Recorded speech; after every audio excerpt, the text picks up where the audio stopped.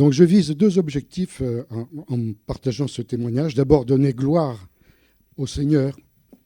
Et deuxièmement, j'aimerais que les paroles qui vont suivre puissent encourager ceux qui sont et qui connaissent actuellement de l'épreuve, à vous encourager à faire confiance au Seigneur. Voilà, pour planter le décor, j'avais le choix entre deux textes. Alors David m'en a pris un tout à l'heure, là, donc j'en ai un deuxième. Donc je vais vous lire juste pour planter un petit peu le décor de mon témoignage. Jacques au chapitre 1, mes frères, alors j'ajoute mes sœurs, avec plaisir. Réjouissez-vous lorsque vous serez passés par toutes sortes d'épreuves ou de tentations. Estimez-vous heureux. Elles sont pour vous l'occasion d'accéder à la joie parfaite. Vous savez bien que si votre foi est mise à l'épreuve, et si elle tient bon, elle développera votre endurance. Mais pour que vous parveniez à une pleine maturité spirituelle, il faut que l'épreuve achève son œuvre sans que votre constance se relâche et que votre patience se manifeste dans toute votre conduite et s'accompagne d'actes parfaits. Ainsi, vous serez plein de force et vous parviendrez au but. Vous deviendrez irréprochable et il ne vous manquera rien. Waouh! Il existe 3 catégories d'épreuves et donc 3 auteurs différents. Il y a d'abord les épreuves qui sont envoyées par notre adversaire, le diable. Son seul but, c'est de nous faire chuter, nous faire trébucher, nous faire douter de Dieu. Deuxième catégorie d'épreuves, c'est celle qu'on s'inflige à soi-même. Ça, c'est le produit de notre chair, parce que nous faisons des erreurs, et nous nous mettons nous-mêmes, des fois, en difficulté, parce que nous n'avons pas référé au Seigneur, et donc nous nous mettons nous-mêmes dans des épreuves que nous ne souhaitions pas. Et puis la troisième catégorie d'épreuves, c'est celle que Dieu lui-même envoie. Ça vous surprend ? Parce qu'il veut faire un travail au fond de notre cœur. Il veut nous perfectionner, nous remettre à niveau, nous réajuster, nous épurer. Et c'est ce qui m'est arrivé. Mais la première problématique quand nous vivons ce type d'épreuve envoyée par le Seigneur, c'est de savoir qui l'envoie. Est-ce que c'est le diable? Est-ce que c'est moi-même qui me suis mis dans l'épreuve? Ou est-ce que c'est Dieu qui l'envoie? Parce que selon la catégorie d'épreuve, le traitement est différent. On ne va pas l'aborder de la même façon. Alors vous allez vous apercevoir dans les paroles que je vais vous dire, de mon témoignage, Jésus était à la manœuvre. Et vous savez que Dieu est le maître horloger par définition. Il a un timing très, très, très précis. Je pourrais dire même à la seconde près. Voici ce que j'ai vécu. Le 27 mai de l'année dernière, après une journée standard, je dirais, où j'ai bricolé un petit peu, le soir, ont commencé à apparaître dans mon œil droit des symptômes assez curieux, assez bizarres que je n'avais jamais vécus. J'avais perdu un quart de mon champ visuel, c'est-à-dire que tout était flou dans un quart de ma vision. Je voyais des mouches noires voler dans mon œil et je voyais aussi des éclairs comme si j'étais sous un orage. Alors c'était vendredi soir. Comprenez bien que le vendredi soir, on ne va pas prendre rendez-vous chez son ophtalmo. Donc je me suis dit, bon, je vais attendre le week-end. Je vais attendre lundi, sachant que Nelly avait rendez-vous avec l'ophtalmo. Première circonstance providentielle. Parce qu'on ne prend pas un rendez-vous chez un ophtalmo comme on veut aujourd'hui. Ça peut prendre 1 an. Et voilà que lundi matin, nous sommes rendus chez le cabinet d'ophtalmo. Je m'approche avec Nelly et comme ça, je lui explique un peu mes symptômes. Et ni une ni deux, cette femme m'interpelle et me dit « Monsieur, pour votre épouse, ça peut attendre, mais pour vous, c'est maintenant tout de suite. Il y a urgence. » Ah, bah oui, il y a urgence. Donc, ils me prennent, je fais des scanners, des radios, des balayages, enfin tout ce que vous voulez, avec leurs machines sophistiquées.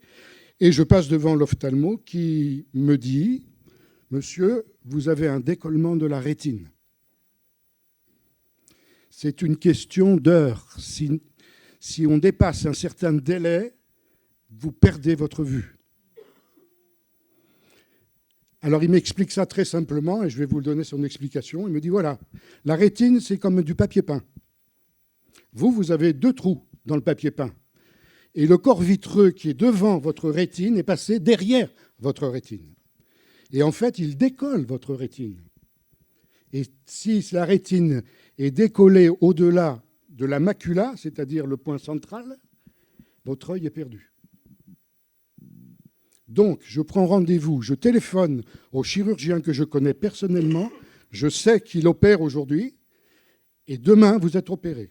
Et il prend le téléphone, ça a pris à peu près 1h30 pour qu'il l'ait. Il a pris rendez-vous, et j'avais rendez-vous pour le lendemain à 8h30 sur la table d'opération. Ça, c'est le timing du Seigneur. Parce que l'épreuve, en fait, c'était lui qui l'envoyait. Donc, ils m'ont fait l'opération, voilà, ils ont recollé la rétine, ils ont bouché les trous au laser, ils ont mis du gaz pour que la rétine puisse recoller. Et après, j'avais 1 mois de convalescence avec des consignes très strictes, pas bouger, avoir certaines positions, pas faire d'efforts, pas porter de poids, rester dans la pénombre. Enfin bon, je ne vous explique pas. Voilà, ça a duré 1 mois. Et donc tout le mois de mai, tout le mois de juin, tout le mois de juillet a été pris par cela. Donc les vacances complètement oubliées. On avait fait des projets. On devait être parti en Croatie. Juste avant, le Seigneur nous a convaincus qu'il ne fallait pas qu'on y aille. Je ne comprenais pas trop, mais maintenant je comprends. Hein. Imaginez-vous que j'ai un décollement de rétine en Croatie. Un peu compliqué à gérer. Alors voilà, là je suis dans le mois de convalescence. Alors, je ne sais pas vous, mais moi, une des questions que je ne voulais pas poser au Seigneur, mais que finalement je lui ai posée, parce que ça nous brûle au-dedans de nous, c'est pourquoi ? Mais pourquoi, Seigneur ? Qu'est-ce qui m'arrive ? Pourquoi tu permets ça ? Qu'est-ce que j'ai fait ? Et alors, bon, on pose le pourquoi, mais on n'a pas toujours le pourquoi. Et à un moment, il faut le mettre à l'écart, le pourquoi. Il faut le laisser. Et dire, écoute, Seigneur, je te fais confiance.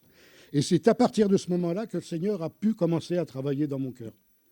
Parce que lui, il avait permis cette circonstance pour établir, pour faire un travail intérieur au-dedans de moi.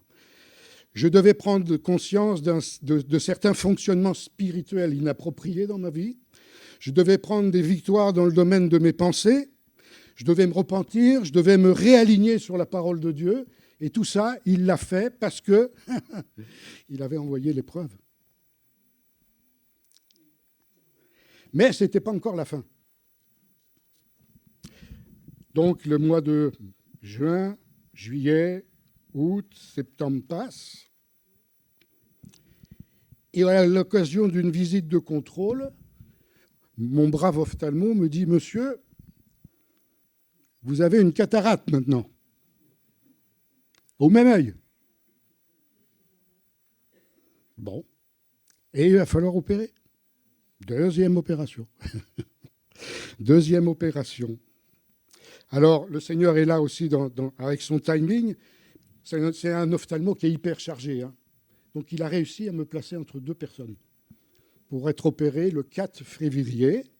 Et donc, j'ai été opéré le 4 février avec rebelote et 10 de d'air, 1 mois de convalescence. Pas bouger, rester dans la pénombre ou l'ombre, pas porter de poids, pas faire de sport, et tout ça. Voilà, jusqu'à la remise d'aplomb. Et me voici aujourd'hui devant vous avec un œil reconditionné. Je suis un peu bionique, hein, qui voit beaucoup mieux qu'avec l'original. Et le Seigneur a fait son œuvre dans mon cœur. Il m'a remis sur pied, il m'a restauré. Et maintenant, j'ai gagné avec cela un nouvel élan pour lui. Et j'aimerais terminer par cette citation d'un chrétien qui a dit, parlant de la sanctification, les coups de marteau, surtout quand ils viennent surtout si c'est celui de Dieu, les coups de marteau brisent le verre, mais ils forgent l'acier. Amen.